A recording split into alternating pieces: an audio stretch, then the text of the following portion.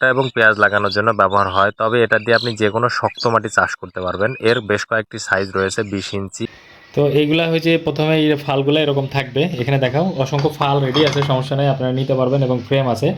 তো এটা আমরা যখন প্যাকেট করে পাঠাবো, তো আপনি প্যাকেটটা খুলে সর্বপ্রথম যখন কাজ করবেন, কাজের আগে আমরা এই নাটগুলোও দিয়ে দিব। নাটটা যে এখানে এইভাবে দিবেন, দেওয়ার পরে আপনার ওই পেছনে কিছু একটা দিয়ে টাইট দিয়ে দিবেন।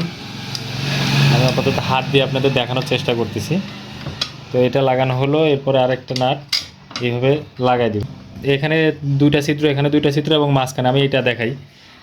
তো তিনটা ছিদ্র আপনি 1 ইঞ্চি এলোমেলো করে এদিকে অথবা ওদিকে নিয়ে আপনি ব্যবহার করতে পারবেন। তারপরে এখানে যে ছিদ্র করা আছে, এটাও আপনি 1 ইঞ্চি ডিফারেন্স করা আছে, এলোমেলো করে মানে এইদিকে সরায় বা এদিকে সরায়ে আপনি এটা ব্যবহার করতে পারবেন। তো যদি 4টা আঙুল লাগানো যায় তাহলে মূলত জিনিসটা এরকম হবে।